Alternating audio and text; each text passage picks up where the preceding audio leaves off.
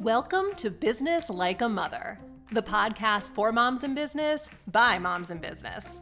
Hey, I'm Jen Morris, here to help you amplify your voice, grow your brand, blaze your trail, and navigate the beautiful chaos of motherhood and entrepreneurship. Let's dive in. Welcome back to Business Like a Mother. I'm Jen Morris, and today I want to dive deep into something that is really one of my favorite parts of running a business, and that is networking. And I know sometimes networking can get a bad rap, so that's why I want to start really talking about it and dive deep into the real power behind having a professional network and why building genuine relationships really can transform your business. Now, as moms running businesses, our time is precious. There are usually not enough hours in the day. And so sometimes we can feel like traditional networking may not fit into our busy lives. So I want to explore how we can make connections that matter without wasting our time. So networking does have a reputation problem. We often hear it and we picture awkward mixers, business cards being shoved in our hands before we've even had a chance to say hello to somebody, and conversations that can feel more like pitches than connections. They can feel pushy, uncomfortable, and sometimes just downright boring. But real networking is not about collecting contacts. It's about creating community. It's about building authentic, supportive relationships that help you grow, not just in business, but also in your life, in motherhood, and all the other parts of living in today's world. So the truth about authentic networking, here's the secret. People do business, as you know, this is not like earth-shattering information, but people do business with people who they vibe with, who they trust, who they like, all the things. And trust is not built with just like a rehearsed elevator pitch. That's a part of it for sure. Having a really compelling, curiosity-driven tagline, elevator pitch, if you're at a meeting where you do something like that, can absolutely be part of your personal brand and how you attract the right people to you. But first and foremost, it starts with being human. It starts with leading with curiosity, listening more than you speak, and sharing who you really are. So I cannot say enough about why networking can really be transformative for your business. When I started my first sales business, an affiliate business, I was young, I was 27, I was living in New York City, and I really did not know what the fuck I was doing, to be completely honest. I was doing a show, an off-Broadway show at the time, and one of my cast members was a woman named Ailish, and she knew that I had started this business, and she said, you should come to this networking group with me. And I honestly didn't even really know what she meant by a networking group.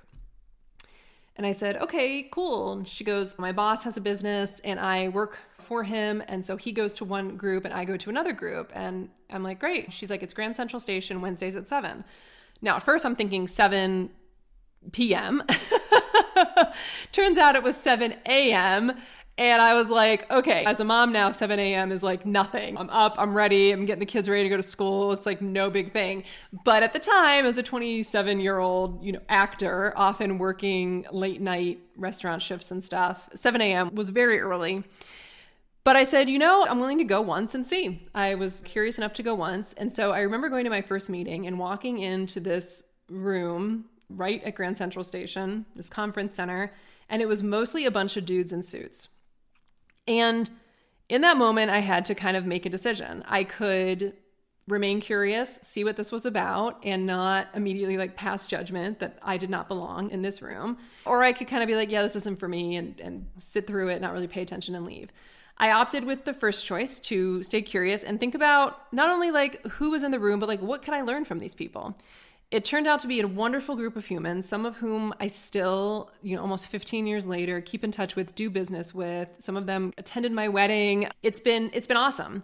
And I learned the power of showing up, being consistent, putting myself in a space with other movers and shakers, and how building a network with people outside of your industry and with different personality types and different strengths was really an asset. Before I knew it, I was running the meetings, and that was also an opportunity for me to practice my public speaking and practice being in roles of leadership and put myself in a position of having some authority.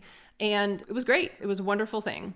When I had kids, I realized that those 7 a.m. weekly meetings were not really going to work for me anymore in this stage in my life, which really was what set me on a journey to create community and a live experience in a way that would work for moms in business. And that's really where Renegade Motherhood started. That was the seed. But really, the seed was 15 years ago at that very first meeting in Grand Central Station, where I realized when you're in a room with people who are there to form connections, to do business, to learn about each other's businesses, to refer business, and to level up in their lives in business, it was a powerful thing. But again, it starts by showing up as you are, who you are, and remaining curious about people. An example of how networking can be so powerful, though, is I met a couple years into my tenure in this professional group. I met a woman named Gretchen. We actually were not in the same group. We were both subbing for a different meeting, and we would see each other every once in a while, kind of on the sub scene. She sold high-end carpets in Manhattan. I was a health coach, a certified health coach. So we didn't have a ton in common, but we liked each other. We got to know each other. We would have coffee. We would go out and have a glass of wine every once in a while. We just clicked on a personal level. And months later, when she was about to actually leave the group she was in, she introduced me to somebody who ended up becoming a multi-six-figure referral source. It completely changed the entire trajectory of my business and continues to be a lucrative referral to this day, a referral that was made like 12 years ago or something like that. So this would have never happened. First of all, just dismiss the relationship because we weren't in the same industry. I think so often in professional networking situations, people are there only to think about what's in it for them, but also think about like, I'm not in the same industry. How can a dentist refer business to somebody that does roofing? But when you get to know each other on the personal level and you build a relationship, there's so much that can happen in that time. So connection first, business seconds. Now, again, as moms, our networks can look different. We may not have time for weekly happy hours or endless amounts of coffee chats. We have to have some boundaries around that so that we can actually get other things done.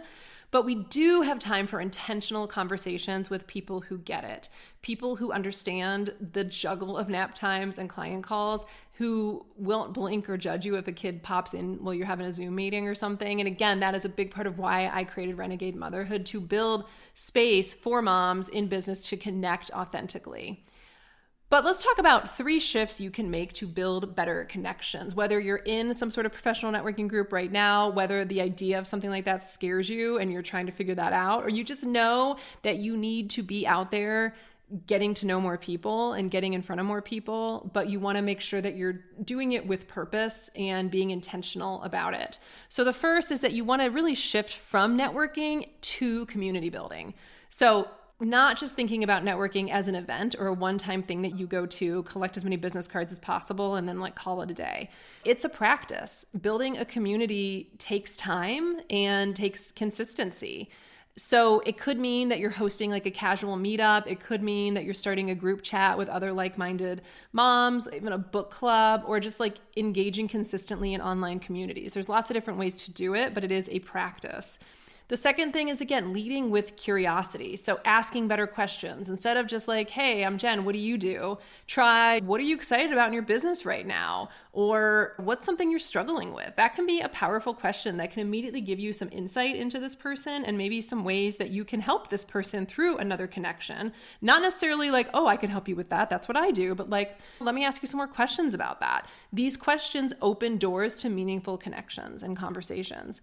The third thing is quality over quantity. You don't need to have 5,000 LinkedIn connections. You don't need to go to a networking event with the intention of gathering the most business cards as possible. You need a few people who understand your business and support you, because then they can refer you to people and that expands your network. And then they can refer you to people and that expands your network. So focusing on depth and not necessarily breadth. So let's put this conversation into action, okay? And a quick action step for you. I want you to think about your current network. Who are your top 5 people that you lean on in business?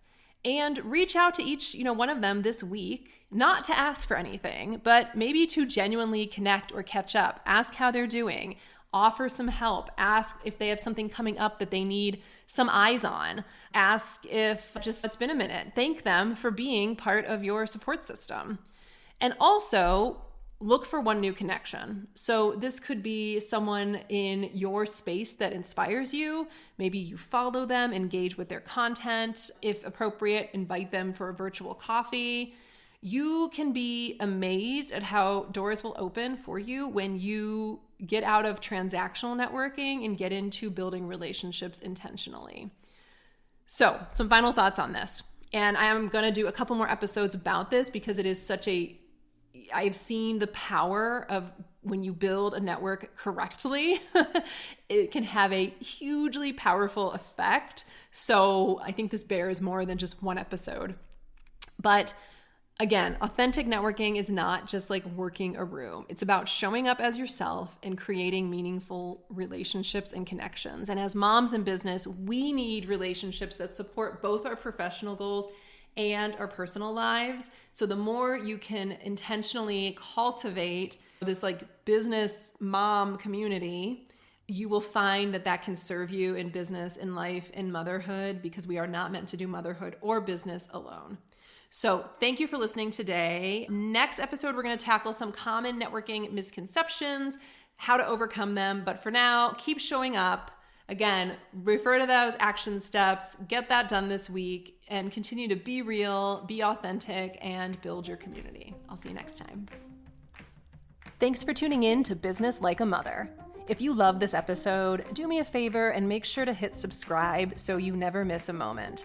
And if you're feeling extra generous, leave a review. It helps other moms in business find the show and join this amazing community. Because we are not meant to do motherhood or business alone.